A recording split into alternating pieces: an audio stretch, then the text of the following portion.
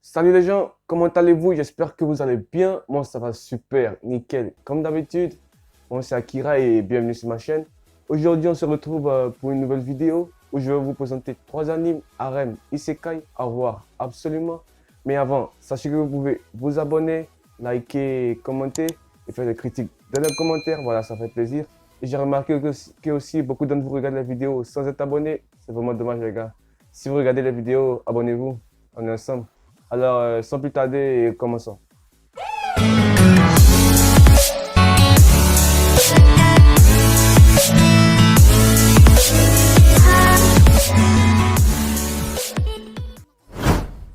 Le premier anime que je vous présente s'appelle Harifutora Shigekyu. Je suis sûr que vous le connaissez déjà.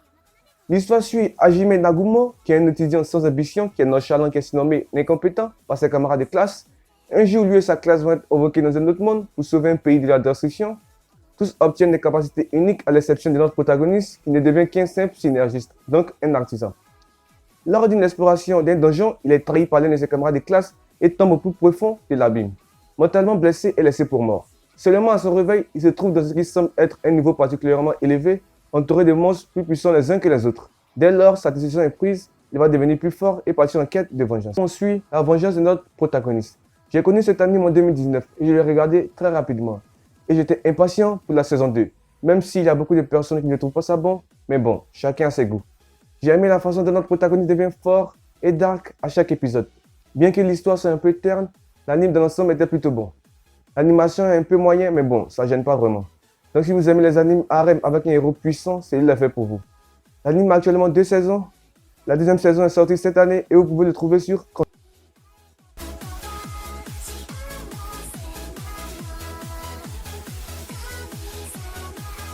Second animé, nous suivons le roi Natra, qui est tombé malade, laissant le seul espoir de son royaume à son fils, le prince Wayne. Connu pour être capable et sage, il est le candidat idéal pour devenir le nouveau prince. Mais il décide de faire autrement. Pour pouvoir mener une vie tranquille, il décide de mettre son petit village aux enchères.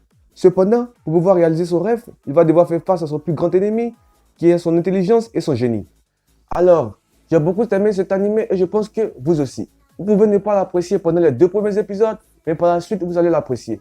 Nous suivons un personnage principal un peu égoïste, c'est-à-dire, au lieu d'être une personne consciencieuse qui cherche à améliorer la vie de ceux qu'il dirige, il cherche simplement un changement rapide et superficiel afin d'atteindre son propre objectif. Quoi qu'il en soit, cet animé est regardable, même si certaines personnes ne peuvent pas accrocher. La conception des personnages est assez agréable et jusqu'à présent, l'animation et les visuels sont bons. Vous pouvez aller le voir. L'anime est sorti cette année, il y a actuellement 6 épisodes et a pour genre aventure, comédie, fantasy, harem et romance.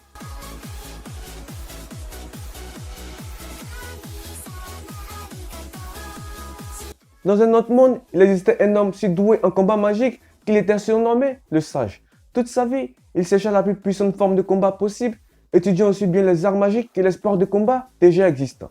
Toutefois, il se rendit compte rapidement d'un problème insurmontable. Son propre corps n'était pas fait pour le combat magique. Afin de surmonter cet obstacle, il prit la décision de sceller sa propre âme afin de renaître plus tard dans le futur.